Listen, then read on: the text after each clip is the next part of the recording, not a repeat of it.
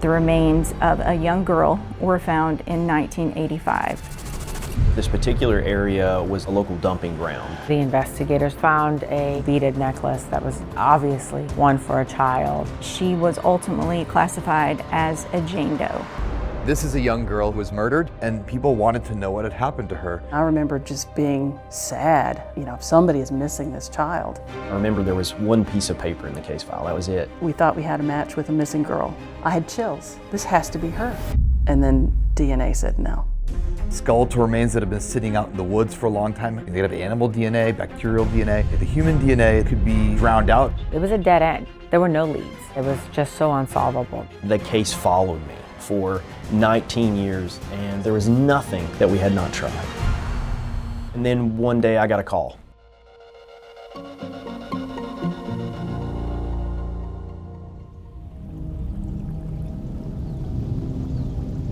On April 3rd, 1985, a hunter contacted an off-duty police officer, and he told him that he'd found what he believed to be human remains. That police officer contacted other law enforcement, and they responded to an area, a very remote area in Campbell County, Tennessee, in a little community called Elk Valley. When they got there, they quickly realized that indeed the hunter had found human remains. I'm Brandon Elkins, and I'm an Assistant Special Agent in charge with the Tennessee Bureau of Investigation. As part of my role, I oversee TBI's Cold Case and Unidentified Human Remains Initiative.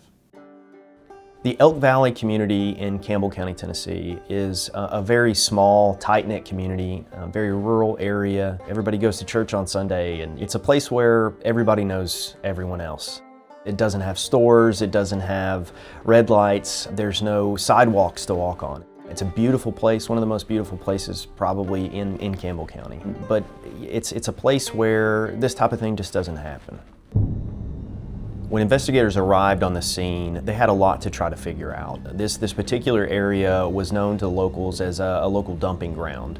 Back in 1985, in that area, they really didn't have well-organized convenience centers for trash and rubbish. So oftentimes they would find remote areas and they would dump trash. And so where the remains were found, there was a large amount of just household garbage. Investigators had a lot to sort of sift through and figure out. But during that process, they were able to recover multiple skeletal artifacts from the victim, and then they also found some items they believed to be evidence in the case, specifically a beaded necklace that was found, some pieces of clothing, possibly even a shoe. And all of those items were collected as evidence. From that point, law enforcement partnered with the University of Tennessee Forensic Anthropology Center, specifically Dr. Bill Bass. They came out and they processed that scene and recovered the remains. The skeletal remains for that case for Campbell County included the cranium and the mandible, collectively known as the skull. There were ribs, there were some teeth, there were some long bones, not a lot. It's surprising after a body decomposes or begins decomposition, they don't look like a body anymore. So it's not super obvious. So it was not a complete recovery by any means. My name is Lee Meadows Jantz. I am a forensic anthropologist. I am now a retired professor at the University of Tennessee, but I still do consulting with the FAC, the Forensic Anthropology Center.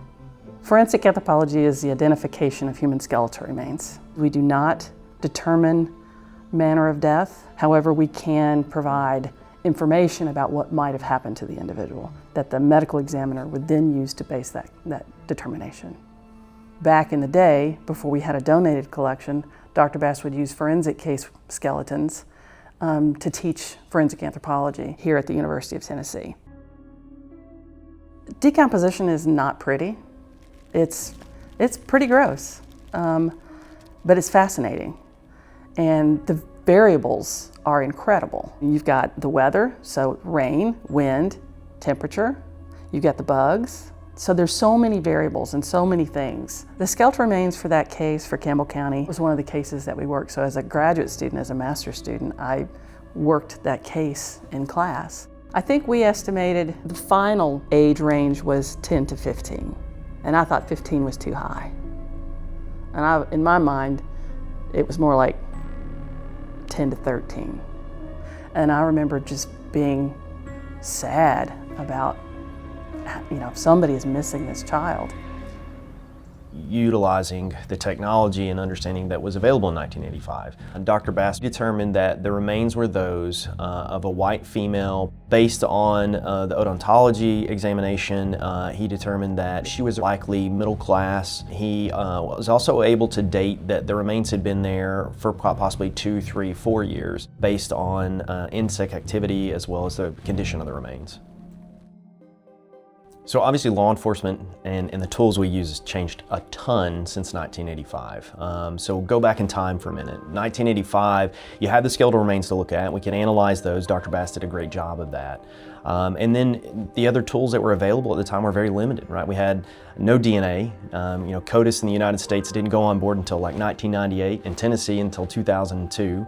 And so that wasn't even an option. So fingerprints were out because of the condition of the remains. And so basically what they had to do was try to use existing technology, things like NCIC, to where law enforcement needs to be aware that there were remains found. But there was a great deal of effort placed in the odontology work in simply just trying to recreate what she may have looked like. They scoured the local area to see who was missing and who it may have been. But that effort toward identification sort of staled. A few years advanced, and investigators attempted to utilize a forensic artist to try to do a sketch that maybe could be put out to the public in hopes that maybe someone locally would recognize the victim. There were no reports of missing persons in the area that matched it. This child had fillings, had dental work, otherwise healthy looking. Why has this child not been reported missing? Somebody's missing this child, why don't we know about it? After traditional methods were attempted back in 1985, lots of great investigators in those early days continued to try to carry the ball down the field and see if they could get this identification. But it just sort of staled, not because of lack of law enforcement work, but because of simply lack of technology. And it just grew cold. Over the years, we would affectionately call her baby girl. The case just slowly lost traction in the public eye. I believe that there were several cases at the time in the 80s that were kind of overshadowing her case. We had a proliferation of bodies dumped on the interstate across the country in the 80s, and in Tennessee, specifically in Campbell County, multiple bodies were dumped on the sides of roads. And the lack of local connection to this case, the victim not having roots there in this very small community, I think she got overlooked. Years later, as a young detective, I got this case as one of the first cases I received. New badge, new office, had no clue what I was doing. And my captain said, I want you to take a look at some cold cases. And baby girls was in there. And I remember there was one piece of paper in the case file, that was it. It just simply had an NCIC entry about the remains being found. And so I had to rebuild the whole case file. Around that time, there was a new technology coming on board, right? DNA was kind of the new kid on the block. It had only been in Tennessee really CODIS-wise for about 5 years at that point. And specifically, the NamUs system became nationally available for law enforcement. Big tool, big change for law enforcement. And so through that process, I was able to submit samples of the remains that were recovered from baby girl to the University of North Texas Center for Human Identification. And from that, they were able to develop a DNA profile, which was then entered into CODIS and also entered into NamUs. And I was really hopeful, really excited. And then I hit what I like to call the CODIS wall. We were stuck. I remember thinking in the mid-2000s, there was a photo of a young girl that was missing. I had chills. I said, this is our Campbell County girl. This has to be her. We reached out and we got dental records, and the 4 molars had marks on them, which to me said, oh, those are the fillings in our unidentified skeleton. And I thought, this is her, this is her. And then we actually had our forensic odontologist look at the chart, and he said, no, that just means that she's had a coating put on a sealant put on the teeth. It was like, really get excited about it, and then just a big letdown that it wasn't her. And then we had another time. This was with the National Center of Missing and Exploited Children. We thought we had a match with a missing girl out of Washington State. And that looked very promising. And then DNA said no. I think it was 2016. Brandon came to me about the Campbell County Jane Doe. We refer to her as baby girl. My name is Leslie Earhart, and I'm a public affairs officer for the Tennessee Bureau of Investigation. I knew that Brandon had worked on the case for years, and seeing his passion for the case made me look even closer at it. Over the years, we worked with a local media agency to push information out with what details we knew at the time. In addition to reaching out to local media, we pushed out information on our social media platforms in hopes, by chance, someone would see it and come forward with information. It was April 3rd, 1985, when a resident out for a walk in a remote section of Campbell County made a startling discovery: skeletal remains. The remains were later determined to be those of a young girl. Today, more than 3 decades later, the identity of the victim is still unknown. The fact that no missing persons that matched this description were reported in the area, that also makes it difficult. But no leads, no tips. The National Center for Missing and Exploited Children wanted us to try again. They wanted to submit the remains to try something new, something called forensic genetic genealogy. And I thought, this sounds great. This is maybe a way to hop that wall to be able to figure out who this person is. And so he submitted those remains. They sent those to a private lab, and a few months later, I got the dreaded email of, unfortunately, due to the degrading of the remains, there's no way we can get a profile to work with. And I was deflated, just despondent. I thought, man, all of this work and we still can't get there. This new technology and we still can't get there. There was a point where I thought, we've got to stop because we got to wait until the technology gets better. The file on that case grew to about like this. With all of the attempts of trying to identify a Campbell County girl, I was frustrated. We just kept hoping for an advancement in technology. One day I got a call from this guy named David Mittelman, the CEO of a company called Othram. He said, hey, I'm interested in this case. I've seen the news about it, that you guys are trying to renew some effort, and I would love to have a chance to see if we can help you identify baby girl. In 2022, we're doing a lot of work with the NamUs project, with others.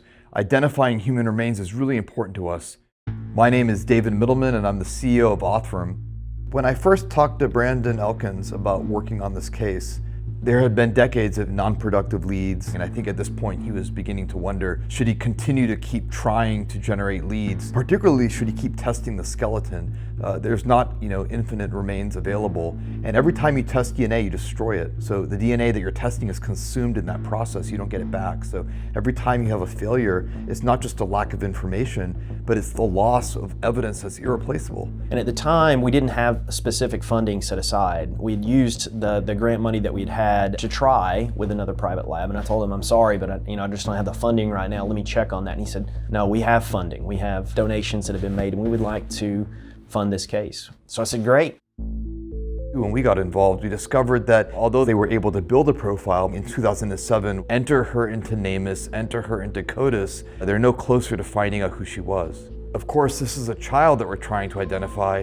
CODIS is predominantly comprised of convicted offender profiles, and so there's no match. Since that 2007 date, they had worked with a few labs to try to build that more modern kind of DNA profile, but they had no success. The remains have obviously continued to degrade over the years. The testing is a little bit different and a little more complicated than doing STR testing, so once again they strike out. The first time because they were able to build a profile, but there was no match in CODIS. The second time because they can't build this newer profile that would be necessary to unlock the power of forensic genetic genealogy. Brandon Elkins is really, really passionate about this case. This is a case that meant a lot to him. And I remember he had told me when I had first met him, if there was one case that he wanted to make sure that he could see to the finish before he retired, it would be this case. And even though previous attempts had failed, we wanted to give it a shot. This seemed like the perfect case to test out, the technology that we had developed at Othram. I'd rode that roller coaster for years and had seen so many attempts. There was nothing that we had not tried. I was getting frustrated. Everywhere we went, we were exhausting the technology's availability. So we shipped the remains straight from the other lab to Othram. What happens when we accept a case is our scientists in the lab here at Othram actually communicate back to law enforcement about all of the different types of evidence they have available for this case. So in this case, it was different bones, and our scientists assess which of those bones are most likely to be the most productive to help build a DNA profile. And in this case, they said that the mandible with the molars would be the bone that we wanted to receive, or we thought we would have the quickest chance of success from. Then we go through all of these methods that we've created called forensic grade genome sequencing. It's really a mixture of many different scientific techniques that allow you to build the best profile. And what do I mean by that? I mean, we are building a profile that's giving you the most number of markers from this piece of DNA that often would not be readable by most sequencing methods. And so if you get a few thousand markers, you get X amount of relationships. If you get a few 100,000 markers, you get a lot more relationships. It's like the number of pixels on a picture. If you get a few thousand pixels, you see something blurry and maybe you can make out what's there, but if you get all of the pixels, then you're going to definitely make out what's there. And it starts actually with extracting the DNA from that bone. There are three general things that can go wrong when you're processing skeletal remains. One is that the remains can be degraded, and so what that means is the long fragments of DNA, they become very short, and if they become too short, it's hard to read them. Something we did early on at Othram was to develop processes that work even with the shortest fragments of DNA. The other challenge, which is related but different, is damaged DNA. So here we're not talking about the breakage of DNA into smaller and smaller pieces, we're talking about DNA that is chemically damaged. Sometimes so chemically damaged that the DNA is not recognizable in these areas as DNA. And then the third consideration is the non-human content. Skeletal remains that have been sitting out in the woods for a long time could have anything. They could have animal DNA, bacterial DNA. You do the best you can to clean and protect the region before you do the human extraction. But over the years, the DNA from the human could be essentially drowned out by all the other material that's found there. And so that's something that we learned early on to mitigate as well. We applied our techniques, and considering these three factors, we were able to successfully build the DNA profile that we needed to then take the next steps in trying to identify who this little girl was. Once we built the profile for baby girl, that's uploaded to the genealogical database that is consented for law enforcement use. So we upload it to the family tree DNA database, and we get hundreds of matches. Our software actually starts to figure out how these matches all relate to one another and the unknown DNA that was just uploaded to this DNA profile. And our genealogists start to work from there to very quickly place the unidentified person onto a family tree. And that allows us to call law enforcement and say, your victim belongs to this family unit. Now, how they belong to this family unit, we need to figure out. Within about 3 months, I got that second phone call, an even better phone call, that said, we think we know who it is. Brandon reached out and he was so excited. He said that he had received information from Othram that the Campbell County Jane Doe's family had possibly been located. They were able to give us some investigative leads, that the family of baby girl had connections to the state of Indiana. And so our criminal intelligence analyst for our cold case initiative was able to find very quickly possible family members. They looked at the public records to figure out who the children of this family could be, and they had found 2 children that were born in the same area in Indiana. But both of those children seemed alive. So I was able to make a call, and I made contact with a brother, Randy Walker. Randy said yes, his sister was missing, and he was willing to provide a DNA test to help confirm if he was related to baby girl. From the original DNA, our lab went right to work and was able to make that identification, and then I was able to call Randy back and tell him this is definitely her. Baby girl was Tracy Sue Walker. It was a really special moment to be able to share with Special Agent Elkins this kind of revealing of her name. It meant a lot to us. I know it meant a lot to him. It's a case that he really cared about. It's almost like the case followed me. So I've had that case now for 19 years.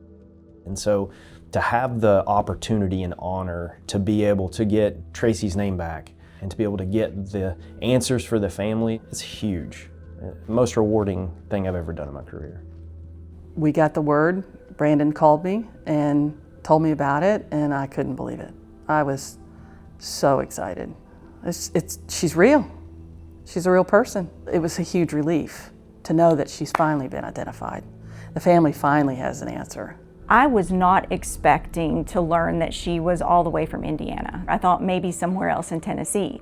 So when I learned that she was missing from Indiana and still had living family members, I was just shocked. Every case matters when it comes here to Othram, but children cases are especially difficult for me, being a mom of 5.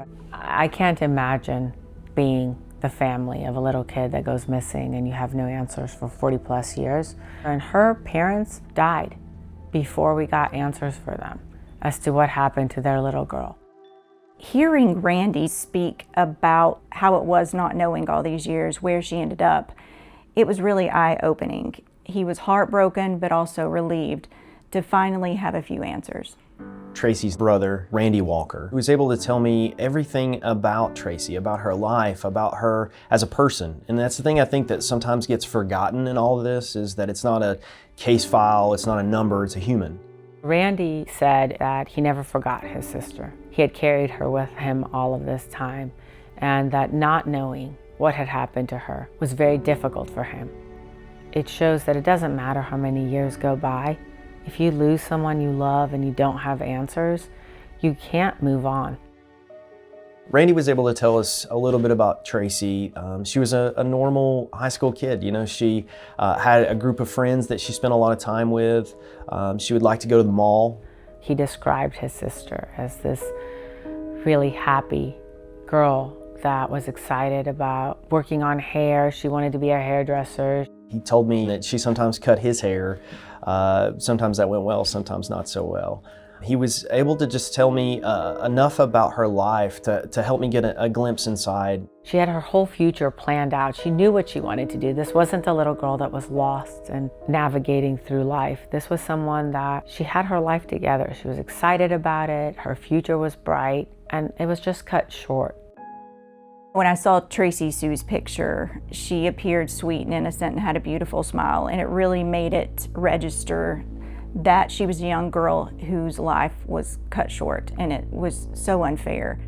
It really made me more passionate than ever to tell her story and to get information out there about her in hopes of one day finding out exactly what happened to her and holding those responsible accountable, because ultimately that's what it's really all about.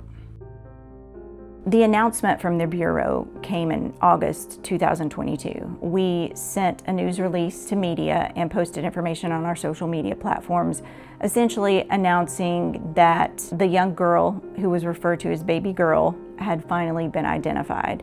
And we walked media through exactly how that had occurred. From there, media agencies all over the state did follow-up stories about the case, because they had been covering her case for years. But now we had a photo and we had a name, and that made a world of difference. Learning about her and about her life is not only humanizing it, but it also, the victimology is so important. You know, to know the victim is to know the killer. And so the more we can learn about her, about who she was around, about what happened at the time of her disappearance, all those things is super important to being able to figure out who did it. I think it's really important to remember that each one of these cases is not just a case, it's not a case number, and it's not a set of remains, it's a person.